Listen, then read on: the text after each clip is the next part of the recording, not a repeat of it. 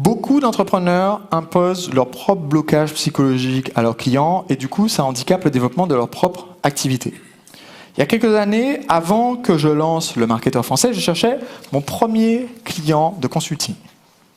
D'accord ? J'avais commencé moi-même à développer une entreprise qui se développait bien, et donc je savais que j'avais une expertise qui pouvait apporter à une entreprise qui aurait déjà un peu de succès, pouvait lui apporter au bas mot un demi-million d'euros.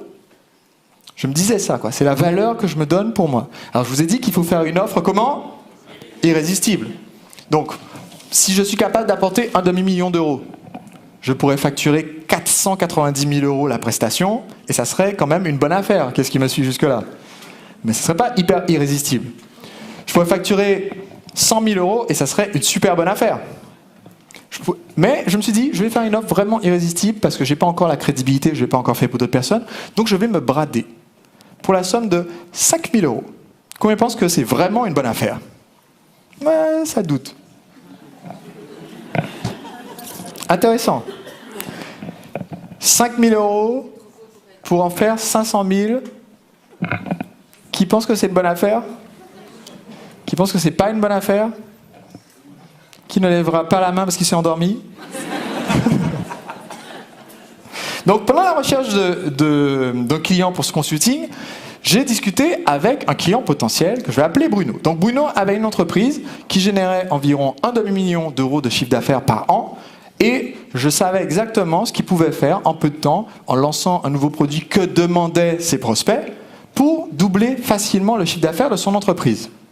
Et donc j'ai expliqué le plan à Bruno et Bruno avait un petit problème de blocage parce que lui-même, dans sa vie d'entrepreneur self-made man, n'avait jamais rien acheté à plus de quelques dizaines d'euros. Tous ces produits, il faisait un demi-million d'euros en vendant des produits à 7 euros, 19 euros, 25 euros, ou grand maximum pour se lâcher dans les 40, 47 euros. En se disant, en espérant qu'un jour quelqu'un prenne ça parce que c'est vraiment super cher. Donc quand je dis à Bruno, écoute, je regarde un peu tes clients et il y en a qui veulent un programme à 1000 euros, à votre avis, quelle est sa réaction ? Non. Ça marche chez plein d'autres gens qui ont une activité comme ça sur Internet, mais mon cas à moi est différent. Les gens de ma liste ne veulent pas ça. Moi-même, parce que lui-même ne se voyant pas acheter un programme à 1000 euros, ne pouvait pas imaginer que son client puisse demander ça, même si les gens pouvaient lui dire ça dans les commentaires de blog ou dans des sondages qui voulaient quelque chose de plus consistant que ce qu'il proposait déjà avant. Et évidemment, comme il n'avait jamais rien acheté de beaucoup plus cher qu'un bouquin, vous imaginez bien qu'il s'est presque étouffé quand je lui ai dit le tarif que je proposais pour ce consulting à 5 000 euros. Donc au final, on a raccroché et on s'est dit, bon ben voilà, on va rester bon amis. Quelques temps plus tard, j'ai signé un premier client pour un consulting. Donc ce client, j'en ai déjà parlé, avait un blog très intéressant, qui parle de livres qui permettent de changer de vie, et à l'époque était un inconnu sur Internet, mais qui avait quelque chose de génial qu'il voulait partager. Et on a travaillé ensemble, et quelques temps plus tard, 4 semaines plus tard, on se retrouve avec 28 409 euros de vente, une cinquantaine de clients, 400 personnes sur la liste. Et du coup, ça a très bien marché, et ça a été un positionnement qui a permis à son entreprise de se développer, de faire 414 000 euros de chiffre d'affaires la première année. Ouais. 414 000 euros de chiffre d'affaires la première année, et depuis plusieurs millions d'euros au total, puisque chaque année, l'activité a continué de se développer de façon extrêmement rapide.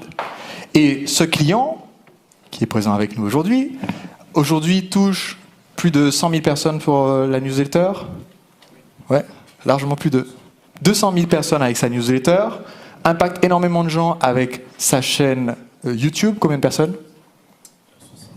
75 000 personnes avec sa chaîne YouTube. Et aujourd'hui est en train de lancer un mouvement avec un livre qui va bientôt sortir. On peut applaudir cette personne, c'est Olivier Roland qui est ici.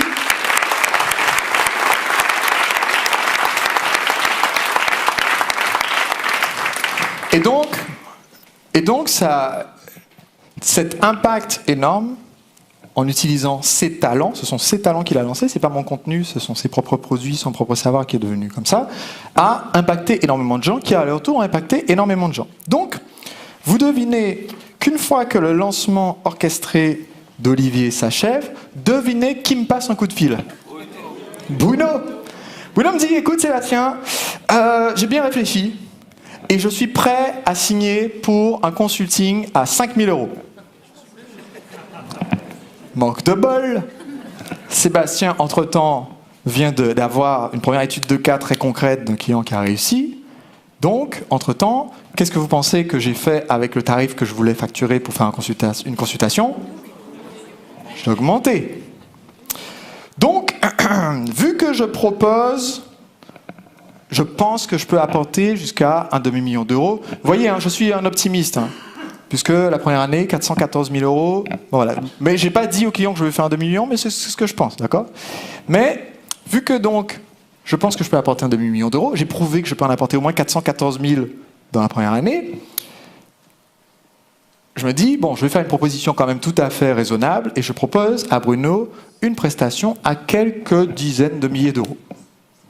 Est-ce que ça reste quand même un bon deal? Ça reste un bon deal.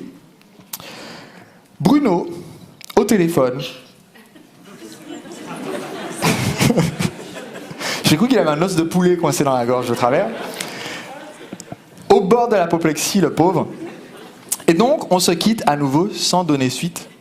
Et un peu plus tard, je signe un deuxième client de consulting et un troisième. Vous avez peut-être déjà entendu parler de certains des clients en question. Donc, il y avait un blogueur qui avait refusé un job bien payé à la Défense et qui avait décidé de partir faire le tour du monde, voyager, et qui a décidé de lancer une formation pour apprendre aux gens à faire comme lui, c'est-à-dire bloguer et gagner de l'argent sur Internet. Donc, Aurélien Macaire, qui lors de son lancement orchestré a fait 500 000 € cette fois-ci en une semaine. Je pense que du coup, c'est un bon deal. Okay. Et ensuite, il y a eu David G, donc un orthophoniste qui avait une passion pour faire de la vidéo, pour faire ses DVD d'orthophonie, et qui s'est dit, mais il y a d'autres personnes qui veulent utiliser la vidéo. Je pourrais lancer peut-être une sorte de révolution de la vidéo sur le marché. Et on a travaillé donc pour lancer cette révolution vidéo, fait un atelier qui s'est vendu en 6 heures, et ensuite fait une formation en ligne qui lui a rapporté depuis des millions d'euros également. Donc, juste après ça, je reçois à nouveau un coup de fil. Devinez qui? Bruno. Et Bruno, mais je sens que ça lui coûte d'appeler. Mais il y va, quoi. Il me dit, écoute Sébastien,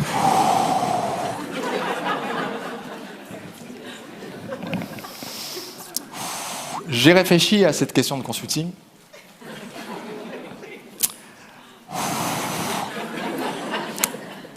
Et je serais prêt à signer au prix que tu m'as dit la dernière fois, c'est-à-dire le prix d'une voiture neuve plus chère que ma voiture à moi.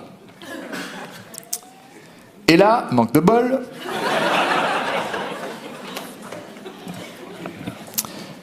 J'avais déjà un petit peu évolué moi-même sur ma réflexion sur le sujet, parce que on a parlé tout à l'heure de prendre conscience de sa valeur. Et plus on a d'exemples de clients, plus notre valeur à nous, à nos propres yeux, doit augmenter, et la valeur qu'on communique aussi aux autres clients potentiels doit augmenter à son tour.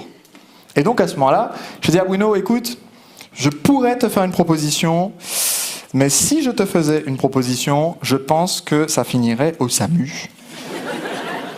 Donc on s'arrête là, et je dis non merci. Et je vais plutôt me concentrer uniquement sur développer ma propre activité, parce qu'au final, c'est bien, j'aide plein de gens, que ce soit en France, à l'étranger, etc., à développer leur truc, ça décolle énormément. Mais pendant que je fais ce consulting, si je fais un consulting sur un an, mais pendant ce temps-là, je ne suis pas en train de développer mon propre business. Est-ce que tout le monde me suit là-dessus? Donc du coup, j'ai avancé, j'ai fait mon petit bonhomme de chemin, et j'ai oublié l'histoire de Bruno, j'ai laissé de côté. Parce que je me suis dit, voilà, c'est un cas intéressant. Je vous demande de vous souvenir de regarder l'histoire derrière l'histoire, c'est un cas intéressant de façon dont le blocage de quelqu'un par rapport lui-même à ses prix fait qu'il se bloque dans ce qu'il propose à ses clients.